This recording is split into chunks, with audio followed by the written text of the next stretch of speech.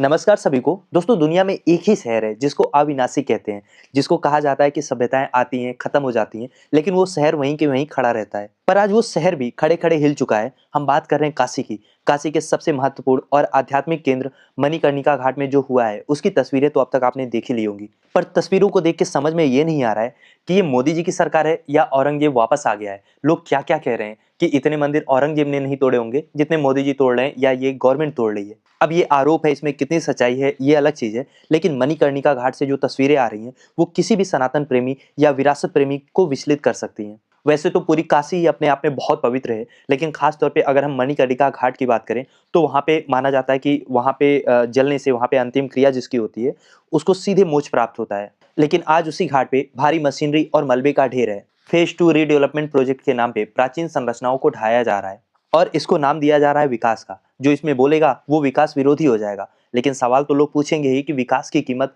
हमारी वो धरोहर क्यों होगी जिसको सम्राटों से लेकर ऋषियों ने सदियों तक सहेजा है, चाहे मुगल आए चाहे अंग्रेज आए, हमने उनको ध्वस्त नहीं होने दिया। आज अपनी ही गवर्नमेंट अगर उसको गिरा रही है, वहां की जो आत्मा है उसको मार रही है, तो सवाल तो उठेंगे। और सवाल राजनीतिक भी होंगे, भावनात्मक भी होंगे। कांग्रेस अध्यक्ष मल्लिकार्जुन खड़गे ने इसे नेम प्लेट की राजनीति कहा है, वहीं इंदौर के होलकर परिवार ने इसे अपनी विरासत का अपमान बताया है। तो आज की इस वीडियो में हम समझेंगे कि आखिर मणिकर्णिका घाट पे जो हो रहा है उसका फायदा ज्यादा होगा या नुकसान ज्यादा होगा, भावनाएं कितनों की आहत हो रही हैं और क्यों ये करना गलत है। लेकिन सबसे पहले, अगर अभी तक आपने न्यूज को कवर नहीं किया है तो मैं आपको क्रोनोलॉजिकल वे में बता देता हूँ कि हुआ क्या है। देखिए, 13 जनवरी को वाराणसी के मणिकर्णिका घाट पर अचानक से बुलडोजर और ड्रिलिंग मशीन पहुंचती हैं और देखते ही देखते घाट के ऊपरी हिस्से में स्थित सदियों पुराने निर्माण को ढहाना शुरू किया जाता है।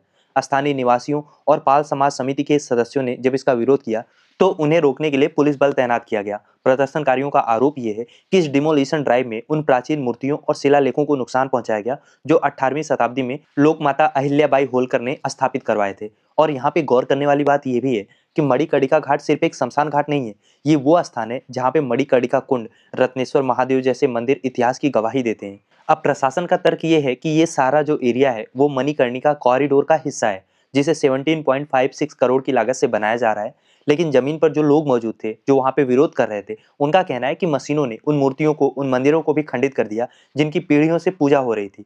और इस विवाद का सबसे संवेदनशील पहलू है देवी अहिल्याबाई होलकर की विरासत। 1791 में अहिल्याबाई ने इस घाट का पुनरुद्धार कराया था। मध्य प्रदेश स्थित खासगी देवी अहिल्याबाई होलकर चैरिटी ट्रस्ट ने आधिकारिक बयान जारी करके इस तोड़फोड़ की कड़ी निंदा की है।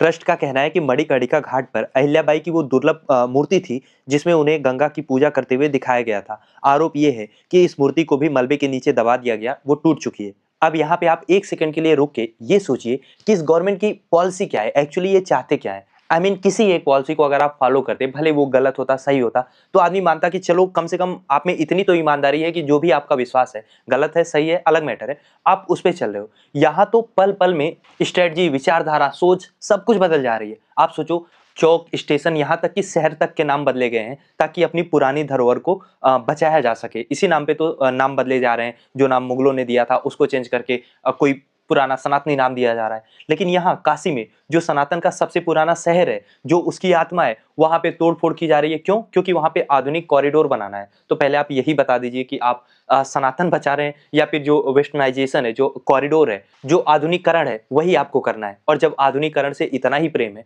तो फिर शहरों के नाम क्यों बदल रहे हैं? चौक चौराहे मोहल्ले हर जगह के आप नाम बदल रहे हैं। और आप दुनिया के किसी भी कोने में देख लीजिए, अपनी धरोहर को लोग बचाते हैं। ऐसा नहीं होता कि चलो चलो पुराना हो गया इसको बुलडोज चला दो, यहाँ पे नया कॉरिडोर बनाएंगे, बस अड्डा बनाएंगे। आप पेरिस की बात करिए, 2019 में जब पेरिस के नोट्रे डेम कैथेड्रल में आग लगी थी, यहाँ तो कोई आग भी नहीं लगी थी, ऐसे ही सरकार के मन में आया तो तोड़ने चली आई। वहां बाकायदा आग लगी थी, सब कुछ नष्ट हो गया था, तो भी फ्रांस की सरकार ने उसे आधुनिक माल में नहीं बदला, वहां कोई कॉरिडोर नहीं बनाया, बल्कि करोड़ों रुपए खर्च करके लाखों हजारों कर्मचारी लगा के एक एक पत्थर को उसकी मूल शैली में वापस जोड़ा। यहाँ तक कि जिस खान से मूल पत्थर आए थे वहां से नए पत्थर भी मंगवाए।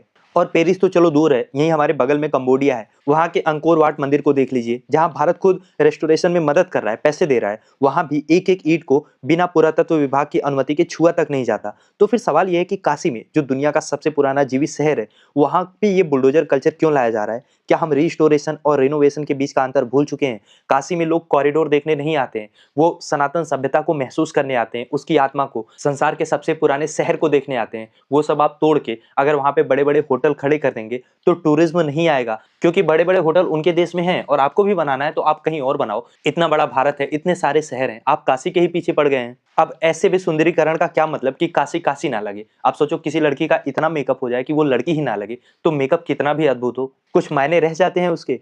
खैर, जब इसको लेके सोशल मीडिया पे काफी बवाल होने लगा तो वाराणसी के डीएम साहब ने इस खबर को भ्रामक बताया है। उन्होंने चेतावनी दी है कि जो लोग भी सोशल मीडिया पर गलत सूचना फैला रहे हैं उनके खिलाफ सख्त कार्रवाई की जाएगी। प्रशासन का दावा ये है कि सभी मूर्तियों को सुरक्षित रखा गया है और काम पूरा होने के बाद उनको फिर से स्थापित कर दिया जाएगा। लेकिन जो लोग वहां के वीडियो को देख रहे हैं, उसके फोटो को देख रहे हैं, वो पूछ रहे हैं कि प्राण प्रतिष्ठित मूर्तियों को उखाड़ के मलबे के नीचे दबाना कब से सुरक्षित रखने की कैटेगरी में आने लगा। और केवल भावनात्मक रूप से नहीं, कानूनी रूप से भी मामला पेचीदा है, क्योंकि जानकारों की माने तो ये ancient monuments and archaeological sites and remains act 1958 का सीधा उल्लंघन है, क्योंकि नियम कहता है कि किसी भी संरक्षित स्मारक के 100 मीटर के दायरे में बिना एएसआई की अनुमति के कोई भी निर्माण या तोड़फोड़ नहीं किया जा सकता। और यहाँ एएसआई मतलब मैं पुलिस के एएसआई की बात नहीं कर रहा हूँ, मेरा मतलब आर्कियोलॉजिकल सर्वे ऑफ इंडिया से है। बिना उसके परमिशन के 100 मीटर के आसपास ना कोई नया निर्माण करना है, ना कोई पुरानी चीजें तोड़नी है।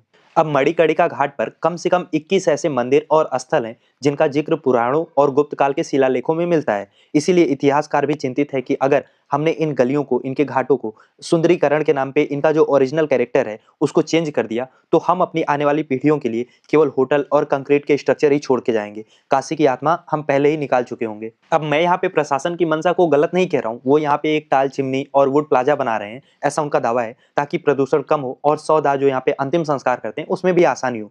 तो सुविधाएं देना कोई गलत बात नहीं है, लेकिन वही मैं आपसे कह रहा था कि इसके लिए कम से कम आपको आर्कियोलॉजिकल सर्वे ऑफ इंडिया की टीम से बातचीत करनी चाहिए थी, वहां के पुजारी संत सबको विश्वास में लेना चाहिए था, कोई और भी रास्ता निकल सकता था। ऐसे क्या होता है कि आप बुलडोजर लेके पहुंच गए, धरोहर बचा के भी सुविधाएं दी जा सकती थी।